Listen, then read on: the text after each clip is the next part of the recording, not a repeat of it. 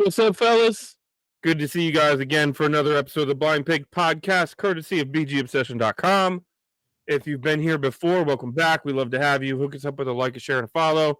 If you've never been here before, know that you can catch us on all major audio platforms as well as on all major social platforms. And, of course, at the mothership, bgobsession.com. Blind Pig Podcast is a little bit different. A couple guys sitting around a bar table drinking and talking football. So pour yourself a glass and join the combo. Fellas, happy to see you all. Before we get into our day 3 picks, after the last podcast we did was a couple defensive side of the ball day 1 and day 2 guys. Last week, the week before, we did offensive side day 1 and day 2 guys. Today's going to be around day 3. A couple maybe hidden gems or at least, second half of the draft picks that could end up being contributors. But before we get into that, some stadium news. Paul, I know you said you weren't really connected, but you did hear the news today. Same with you, John. That apparently Muriel Bowser, the mayor of DC, has written up the framework to build a stadium on the existing RFK site, and it is said that the team will be absorbing $2.5 billion of $3 billion cost, which means the city would only be on the hook for only a measly, $500 million, because that's just chump change to them, I'm sure. But what do you guys, instant reaction to that? I know I've got some feelings about it, but how do you, that news, does that move the needle for you guys, or what are you thinking? Well, it's kind of felt like that was the first choice. And I honestly feel like, I think there's some sensitivity that they pissed the fan base off with the name change and, kind of the announcement that they weren't going to change the name. And I think part of that may be driving some of it, that they know how popular the return to RFK is with most of the fan base. I'm not local. So, I grew up in DC in Northern Virginia. My whole formative life was there, but, and I went to RFK quite a bit, but I'm not like most fans because I live in North Carolina. I'm kind of like, why don't you give Virginia a chance? Maryland's had way longer than they should have had. DC had its run. Why not give Virginia a chance? And because there's so many fans in Virginia and south of Virginia. But I recognize that there's not a lot of great options in Virginia, and I think for a while there it looked like it was going to be Virginia, but I think the government, so a lot of the political stuff wasn't trending that way. I do think that I do worry about the DC government doesn't actually have a history of being the most capable and able to follow through on commitments they make and stuff. So, but anyway, the bottom line for me is I think most fans, just like if most fans had wanted Red Wolves as a name, I don't like it, but I would have gotten on board with it because that's what the fans wanted. Most fans, I believe, strongly want RFK. I don't think it's even close. And so I'm happy that it looks like it's trending that way. That's all I got. Yeah, and I'm a obviously geographically disconnected fan, so I don't know the ins and outs of the situation and what the ideal location of a new stadium would be and whatnot, and what the advantages and disadvantages of RFK are.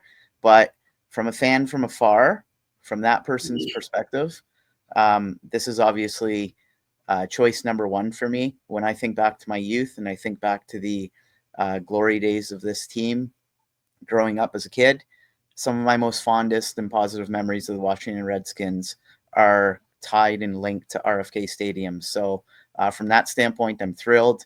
I think it's a nice link and connection to our history and our past.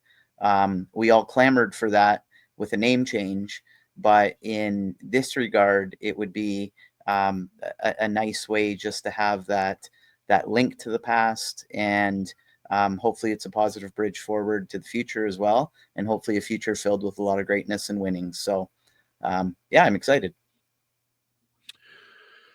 Yeah, I believe that the fan base wants, like you said, the connection to the past. I think this is an easy way to do it.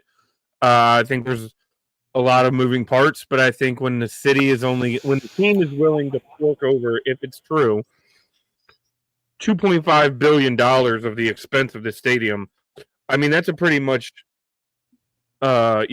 clear line that's where they've wanted it. I can't see that they're going to say, well, this isn't our first choice, and we're going to just hand over, an absolute S10 of money. So I think they wanted it there. I think it makes a lot of sense there. I think there are limitations long term with fans, the fan experience, the primarily lack of tailgating ability. But I think they also. The other thing that could be a big issue is if they decide to go with like massively high PSLs where only the corporate people can afford, seats and that kind of thing. So I think they got to be careful how they handle that. And it's very possible. But I think ultimately, I think we're going to get that anywhere that they put a stadium. I don't know that that's exclusive to DC. I believe that if they were to put it in Northern Virginia, I mean, the expense would just be astronomical. You know what I mean? We're living in just an absolute puzzle board of data centers out here. So there's a lot. I think it's cool. I think that the NFL wanted this to happen. Ultimately, I've always thought the NFL wanted it in the city because of the optics of it. You can host a draft.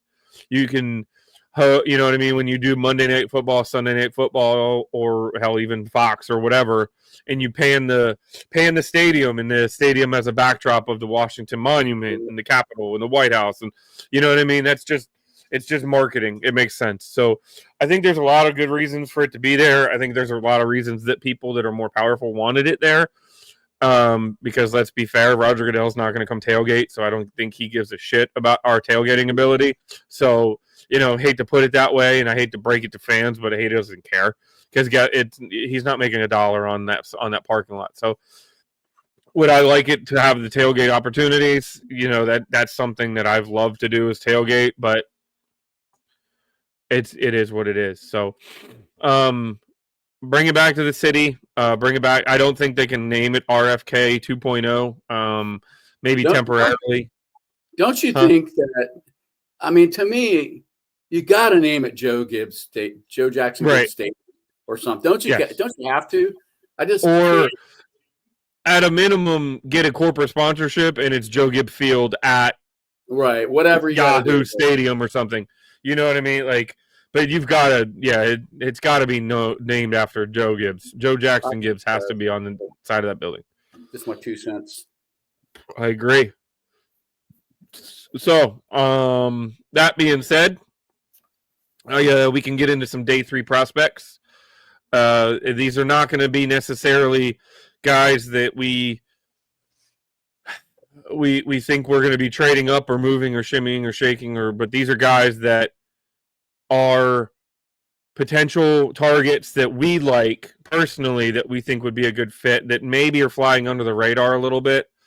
Some have connections to the team. Some have not had public connections to the team yet. So I'll lead you off. Paul, you want to throw out your first one? We'll kind of go round robin style, and we'll make about 2 rotations of it. Sure. That totally sounds good. So first guy that I'll talk about is probably a deeper sleeper type thing. Wide receiver Isaiah Nayor out of Nebraska. He's got a lot of traits that you look for. He's obviously got great size. He's 6'4", 218 pounds. He's just massive as an athlete. 34-inch arms. He's got huge mitts, 9.5-inch hands. He's got a 38-inch vertical jump.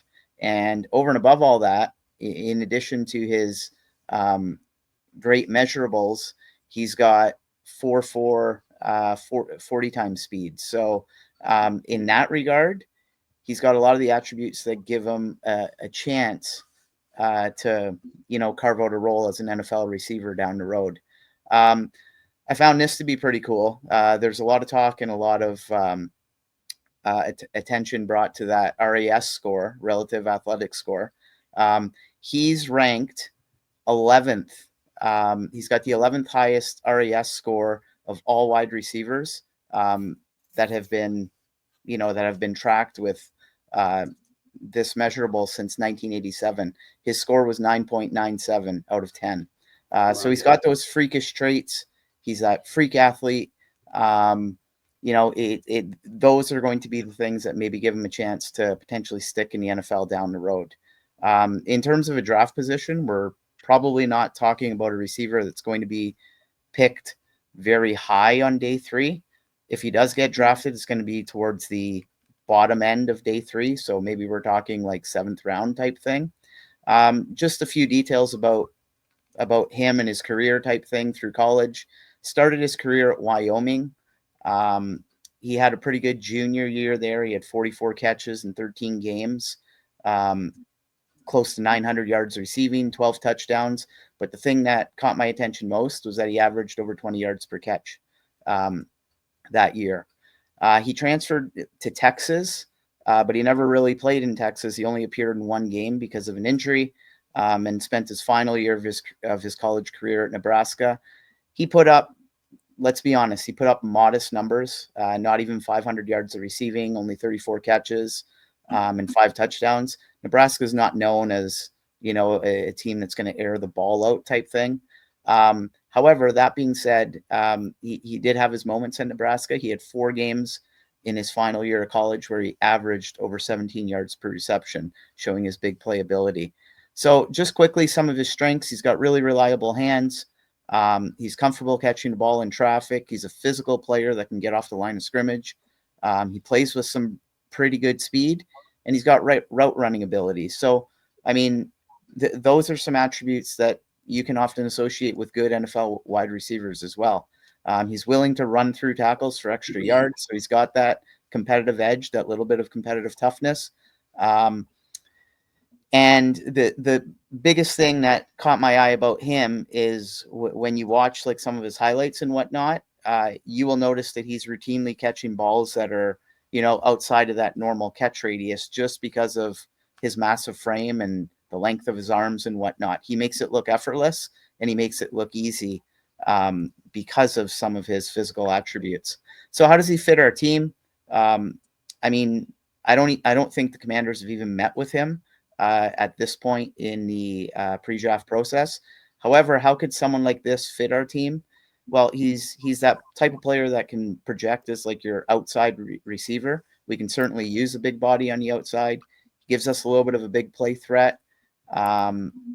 He's someone that can be a great red zone target.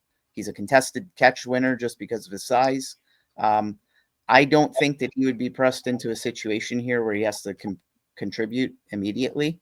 If you're picking him very, very late in the draft, you're taking a chance on a guy like this because of his traits. And he's got, and as I said, he's got the types of traits that could potentially stick long term and give you a future as an NFL wide receiver.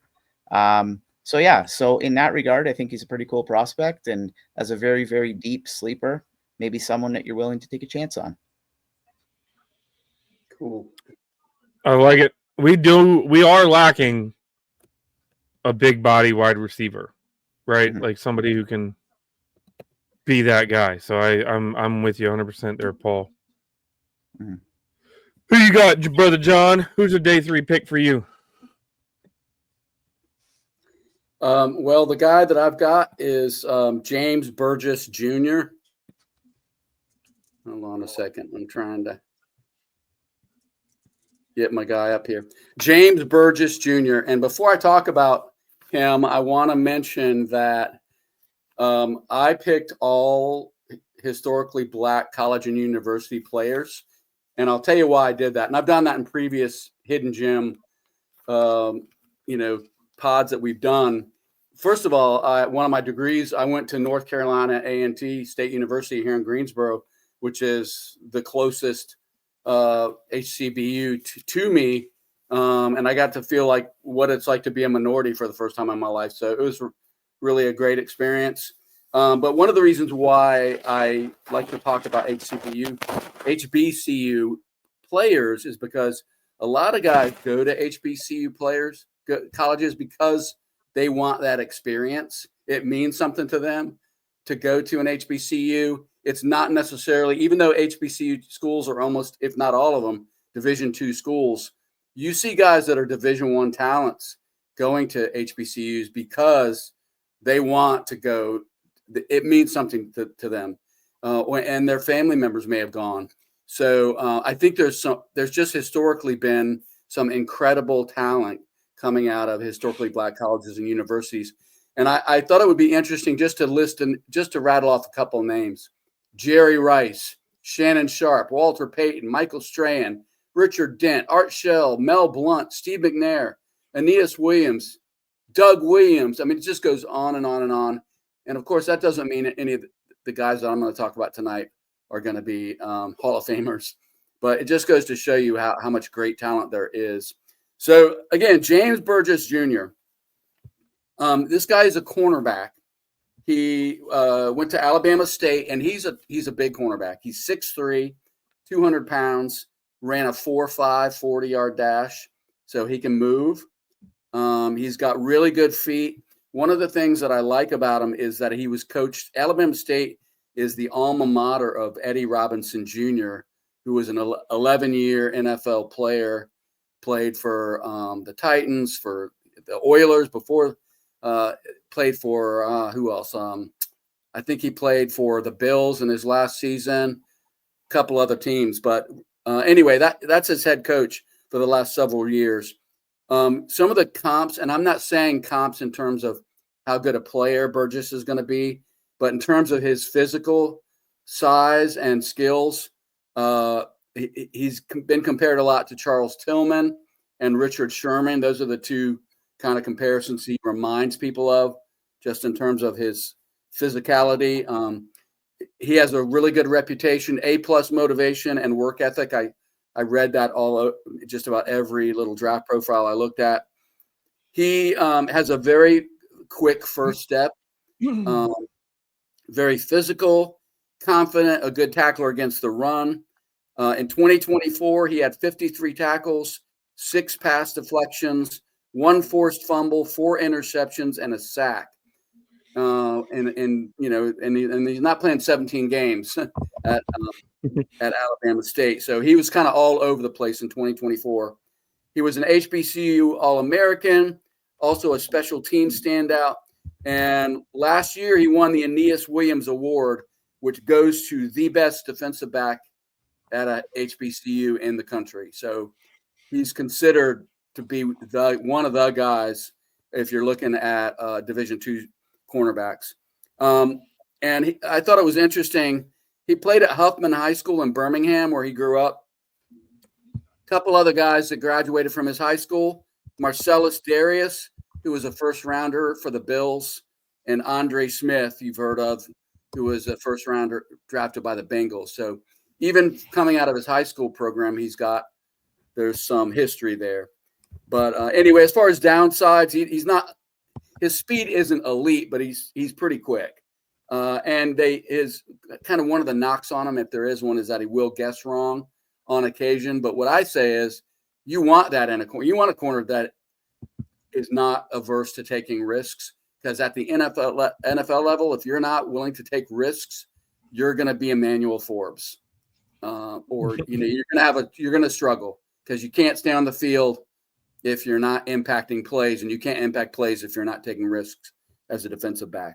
But anyway, last little tidbit I'll throw out there for James Burgess Jr. He began playing football at age 4. I know that sounds crazy, but apparently it's a thing. And he was on the football field at age 4. So I thought that was kind of wild. Very cool. Very cool. So that's a wide receiver, a corner. I'll pivot. I have a corner that I'll talk, or a safety that I'll talk about later, but I'll start out. My first guy that I want to talk about on my day 3 picks is Basil Tootin, running back from Virginia Tech. This guy is a physical freak. Right now I'm seeing him listed somewhere around the 5th round. I think he's gaining a little steam after he put up a 4.32 40 at the combine. Paul, you talked a little bit about relative athletics scoring. He scored a 9.55. And the only reason it wasn't higher is because he's listed at 5'9" and 206. which if you look at the way that their grading goes, that's a 3.42 out of 10 and a 4.74 out of 10, which brought down his athletic score. 10-yard split, 1.48, 9.99 out of 10. 20-yard split, 2.5, 9.99 out of 10. 40-yard dash, 4.32 and 9.99 out of 10. A vertical jump, a 40.5 is a 9.79 out of 10, and his broad jump is 10 feet, which was a 9.92 out of 10. So this guy's just explosive from the waist down, and that sounds really terrible to say it, but he is just a hammer. And he's not just a hammer, but he is fast, and he's got the ability to play outside. He's not as big of a pass catcher as maybe his athletic score would say, but he definitely that wasn't really the offense that they played at Virginia Tech. But when he gets in space, he's gonna go, and he's gonna go fast. I would love to see us get that home run threat as we enter the next part of our season. When a guy can get out in the open, especially at the running back position, when he's lined up one-on-one against linebackers, and house call it. B-Rob, loved him to death, but to be fair, there were a couple times last year when he got behind the secondary and he got caught. A little bit, I'm trying to pull up his splits real quick. I wish I would have had it in front of me, but I didn't. Last year, he had 183 carries for 1,159 yards, averaging 6.3 per carry. He also did have 23 receptions for 81, averaging 3.5, and he had a total of 17 touchdowns last year. So he's got the ability to get the ball over the goal line. Added little bonus to him that could be a little interesting nugget or a little pivot. He does have experience in kick returns. In 2023, he had 19 kick returns for 550 yards, that puts him at an average of just under 29 yards per return and 2 touchdowns.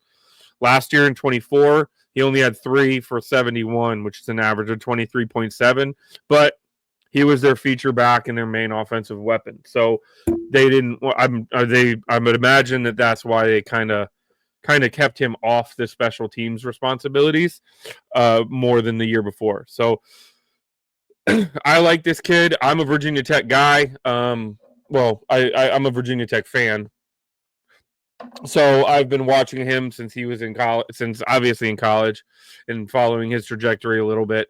And have just loved his game. I love how he plays, and he is just an explosive player. I'm surprised he's not getting more attention, but I just think it's his size. I don't know why else, unless there's something I'm missing, maybe with Pass Pro or something. But beyond that, he's a guy I would love to see us pick up on Saturday, even if it's early Saturday. That could just be a weapon in our backfield. So, Basil Tootin, Virginia Tech, running back. My guy. So, Paul, we'll circle back around to you, brother. Who's your second guy that you wanted to run down? Okay, so this is what you were talking about with Basil Tootin in regards to his potential special teams ability. I think that's a nice tie-in into the player that I'm going to talk about next, because I'm actually going to talk about a kicker next, kicker by the name of Ryan Fitzgerald. And why did I consider kicker as a late day 3 sleeper? Well, as we all know, we got Zane Gonzalez right now as our kicker. Not sure if he's necessarily the long-term answer. I don't know if the team necessarily views him as a long-term answer as well. So you definitely want to see some competition there. He did a pretty adequate job. Like, he appeared in, I think it was like the last 6 games or so of the season, plus the playoffs for us. He was 5 of 7 on field goals in the regular season. He did a pretty decent job in the playoffs, going 7 of 8. But that being said, he had that miss in the divisional round against the Lions when he could have completely put the game away, and he didn't. He hit that game winner in a wild card game against Tampa Bay, but that was an under 40-yard kick, and it was a little bit closer than we probably all would have liked it to be. But anyways, I don't think there's anything wrong with competition. So hence why I'm going to talk about Ryan Fitzgerald. So Ryan Fitzgerald's from Florida State. He was a 4-year starter there. What I really like about him and what's cool about him is that his career path has been one of very, very steady improvement. So he has gotten better as time has gone on in his college career, especially in his last 2 years at Florida State. So as a kicker, what are some of his strengths? He's known for exceptional leg strength, so he's got room to spare on, kicks of 50 plus yards. He's considered to be like a kickoff specialist, so someone that gives you some good depth on his kickoffs, and he has a really high touchback rate. He's poised. He's kicked in some really pressure cooked situations and thrived in those moments. He's also got a little bit of experience as a punter. If you ever are in an in-game situation where you're in an emergency situation, you need someone to handle punting duties. He would be able to do that as well if need be. Accomplishments at college for him. So he's appeared in 56 games at Florida State. He is third all-time in Florida State history with 6 field goals of 50 yards or more in his career. He is 5th in Florida State history in total points scored.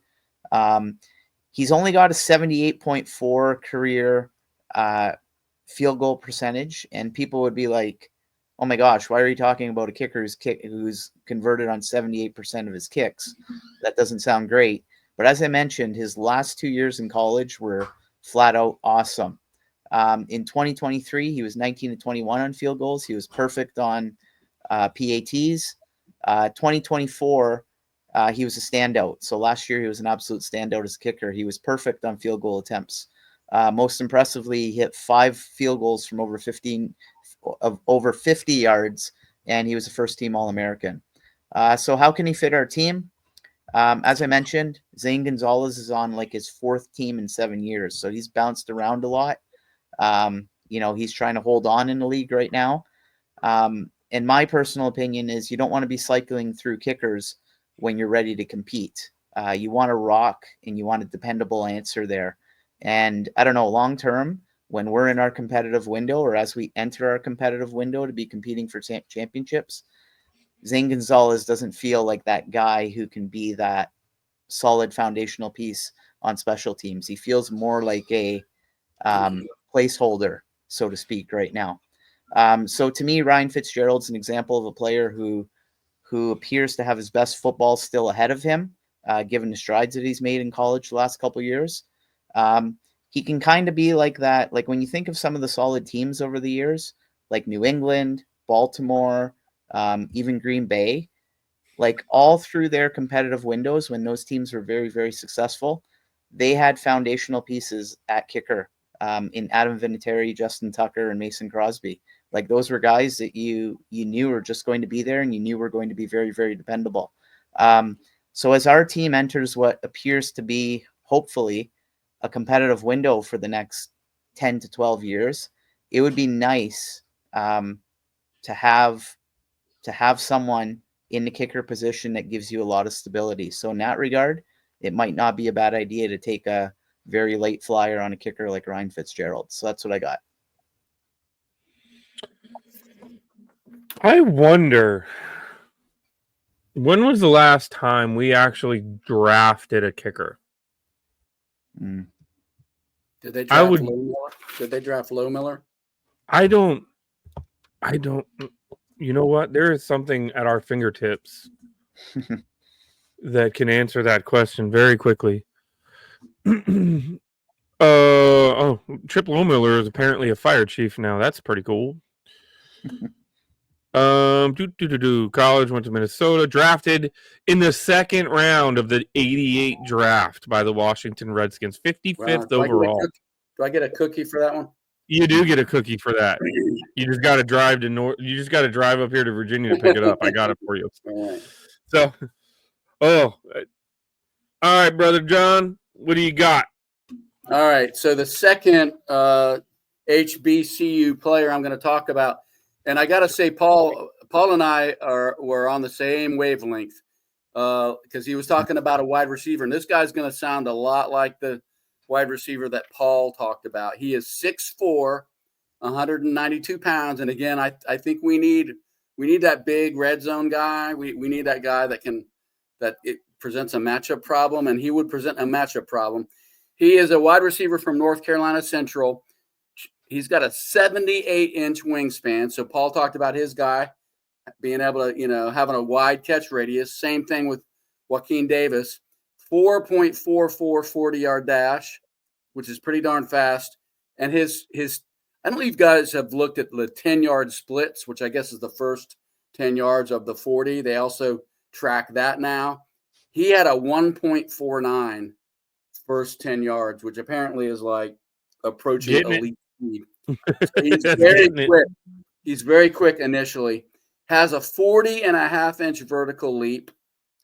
And he was rated as the best athlete. I don't know if I mentioned this, but the HBCU has its own combine every year for the NFL draft. And he was rated the best athlete at the HBCU combine in 2024. He had a 9.33 RAS, which isn't quite what you guys quoted, some that were even higher than that, but that's an incredibly high RAS. And they mentioned that puts him at 257th. Help me out, guys. 257th? That's the 257 ranked out of 3,815 wide receivers measured since 1987. So that puts him in the 93rd percentile of every wide receiver that's been scored since 1987, which is pretty incredible for a Division II athlete. Last season, the one thing that might give me pause about Joaquin Davis is he hasn't been that productive, but I don't know what kind of offense North Carolina Central runs or what kind of quarterbacks I know he's had two different quarterbacks, but it could be partially that. But over the last two seasons, he's had a total of 67 catches, 921 yards, and 10 touchdowns. He is very explosive, as I mentioned, very long, can make plays in the air. He's added 25 pounds of muscle. He's very athletic and lean looking. And he has added 25 pounds while he was at North Carolina Central. In high school, he played quarterback. He started out as a quarterback, and then right before he went to college, switched to wide receiver. He was also a star basketball player. But reportedly, he's got a great attitude. I watched some interviews of him, and he talks about his mama a lot, which, you know what, my mom's gone, but I talked about my mama a lot, and I still do. So I really like this kid, and I think he and the guy that Paul mentioned are kind of bookend type athletes from the way Paul described him. So I'd be very excited if we added him to the mix. I don't know. I think he will get drafted after he ran that 4.4 40. I think he's going to get drafted in the 6th or 7th round. And just based on his physical prowess, his size, the RAS score, which I know a lot of I think the Commanders are especially big time on their RAS. Yeah. Relative athletic score. So, I will tie a bow on this. I will flip back to the defensive side of the ball now. You guys had a couple guys in the secondary. My last guy that I'm going to talk about today is in the secondary, but he's not. I don't know why we're not hearing more about him. Malachi Moore. He's played primarily strong safety at Alabama, but the interesting thing about Malachi Moore is that he wasn't specifically a safety. He's listed at, and where's that quote now? I had it right in front of me. He's listed at versatility is a major selling point, showing he can play single high, two deep, in the slot, and even dime linebacker when needed. He's marked at a 5'11", 196, which is not the biggest guy in the world, but Mikey Sainristil is not the biggest guy in the world either. He's a sure tackler, and he played his entire career at Alabama. He's a 5-year player at Alabama, so he's playing in the best of the best. Played in 11 games as a freshman, and then he went on to basically start the remainder of his career outside of a couple injuries. He's very, and I'm not going to use the PF word, but he's got the ability to play all over the line, all over the secondary, which is really, really important, especially when it comes into a defensive secondary like we have, where we've got versatility, especially with like Mike Samer still being able to play inside or outside. Quan Martin, who's a safety, who can also play nickel back. You know, if you've got 4 guys that can play 4 different positions, then you're never really pigeonholed into a mismatch. So he's lauded for his football IQ. He is not a thumper.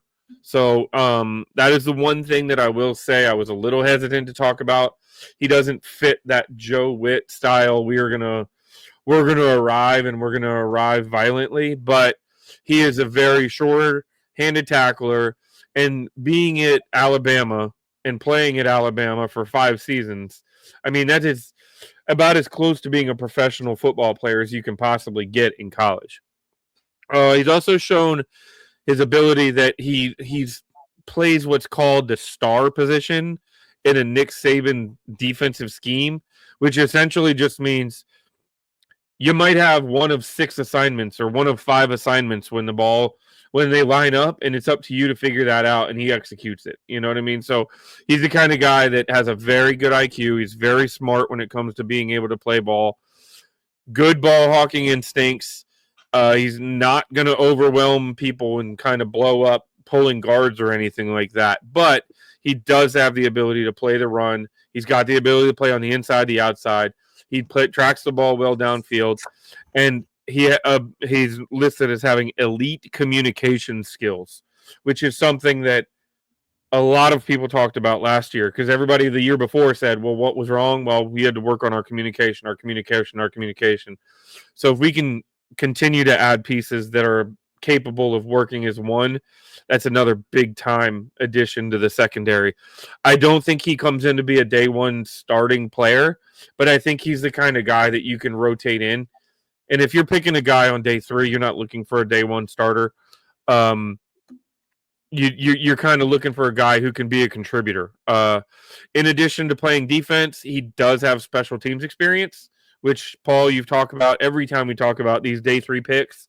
That is a major selling point. Somebody who can come in and be a special teamer, comfortable being a special teamer. It's not necessarily as a returner as much as it's actually a gunner or a defensive player. So that kind of guy who can lock himself in as a safety, set himself apart, get on the field pretty regularly, stay dressed, and then work his way rotationally into packages and be a piece. He could be an interesting look, especially in the 5th or 6th round. So, hey, Derek, I had one other guy I wanted to mention. Do you have a comment, Paul, before I move on? No, I was just going to say I'm glad Derek picked him, because I literally had Malachi Moore on my list yesterday, and I scratched him off for a kicker. I'm like, no, I want to go a different route. So I'm glad you talked about him. So what did you see when you were looking at him? Sorry, not to derail you, John. But Paul, when you were looking at him, what did you see? Yeah, a lot of the same things that you mentioned. I think because you had said at the start that you're wondering and questioning why he's not being talked about more.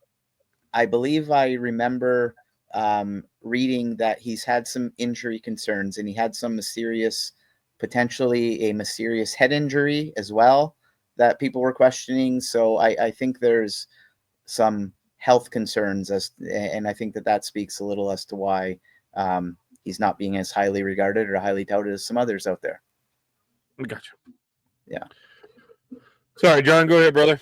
So a couple of, like, early on in the BGO Blind Pig podcast, we had Ken Johansson come on, who he's the longtime BGO member, really great, very knowledgeable about college talent, free agency, the draft. He's probably as good as anyone out there.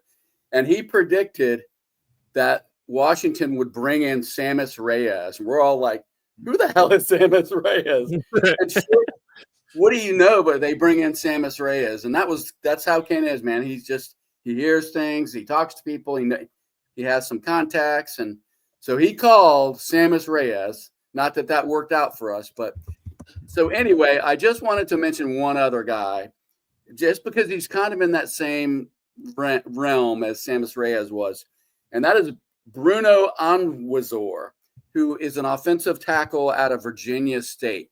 So this guy, as you can see from the scroll, he's 6'8", 320 pounds.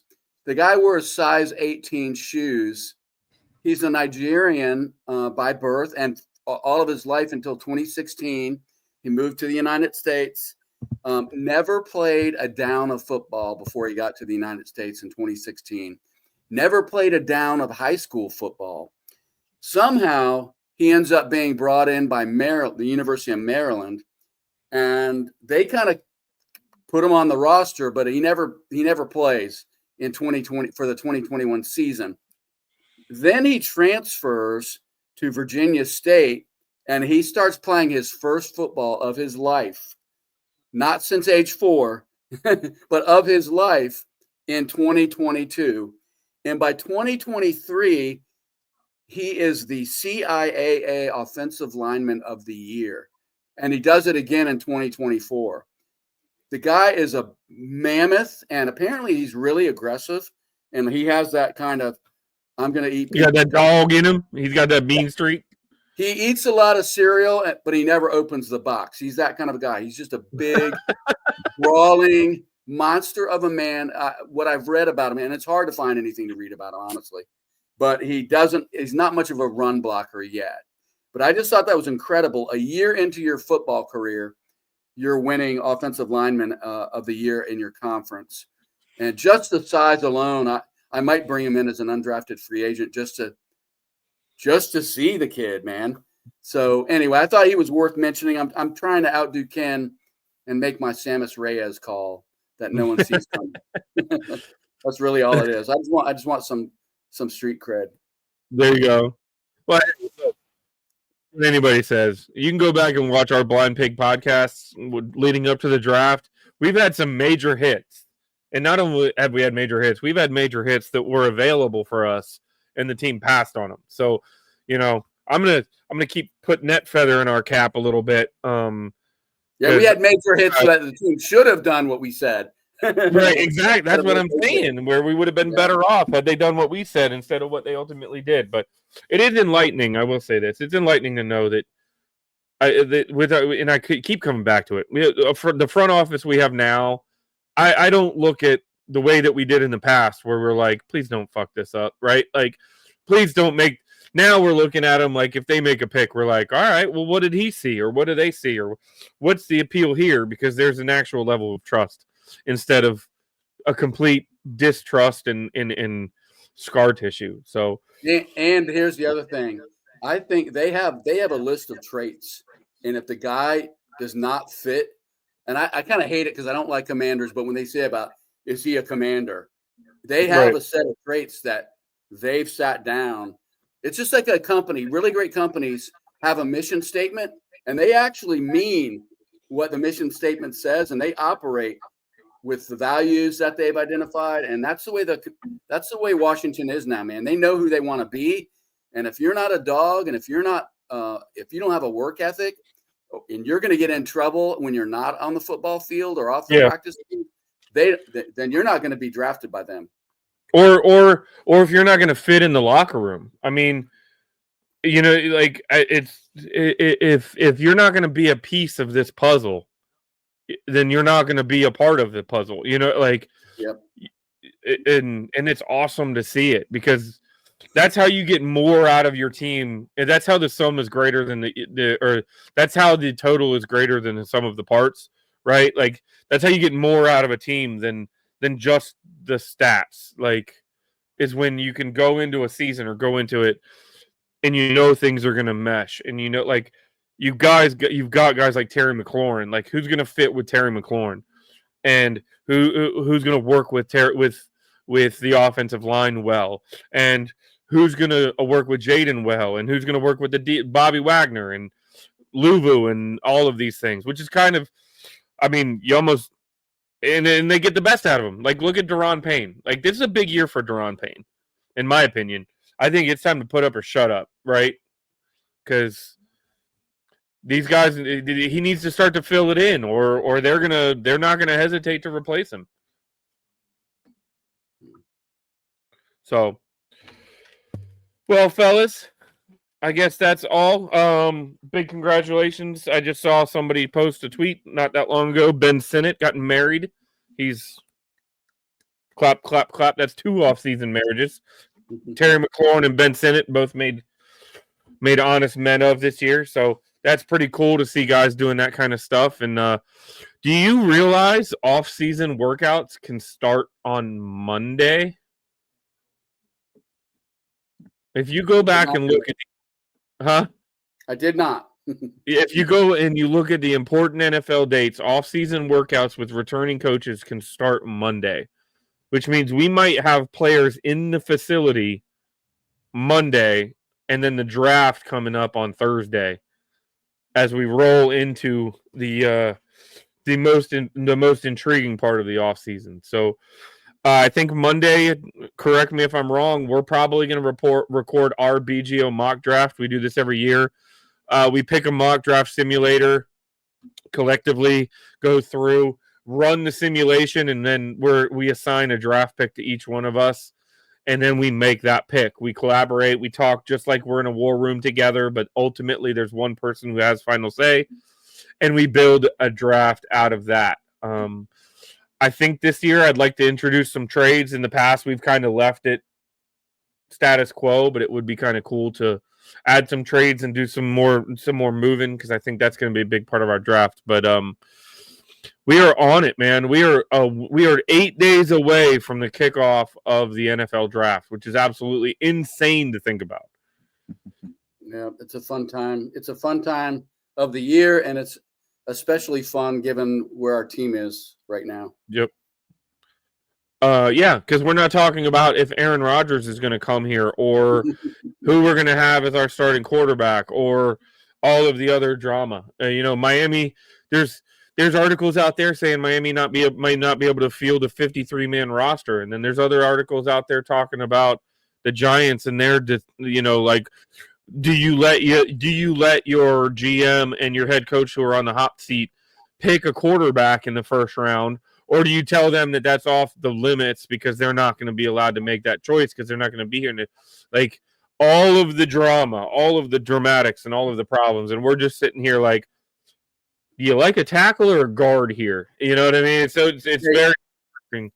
I just wanted to throw out one thing because I thought it was so ironic and laughable. But I saw a puff piece on how Howie Roseman won't select anyone for the Eagles unless they're like the highest of morality of players. And it's like, anyone that's committed domestic violence is off the table immediately. It doesn't matter if it was 10 years ago and they've learned from it, any of that, which of course that's all great stuff if it's true. But I thought to myself, gee, it's a shame they don't have some kind of a process for their fucking fan base, because they don't have any problem with the fan base assaulting women in the stands during games. Or threatening violence against fans that are going to. Guys getting pummeled with pipe wrenches in the parking lot after the game or anything else. Maybe that'll be phase 2 of the Howie Roseman era, is they'll actually get their fan base under control. Anyway. Thought that was gentlemen, as always, it's been a total pleasure with you fellas. Always love the insight. I always love to run down the board with you guys. This is kind of the beginning of BGO Blind Pig was around draft season, right? And that's how we got our start. So we always look forward to these kind of moments and these conversations. And we could just go on and on. But as always, fellas, it's always a good time talking to you. Paul, John, love everything that you're talking about. So we will be back next week with another episode. If you've made it this long, please hook us up with a like, a share, and a follow. Tell your friends, and of course, find your way to bgobsession.com. And that'll do, pigs. That will absolutely do.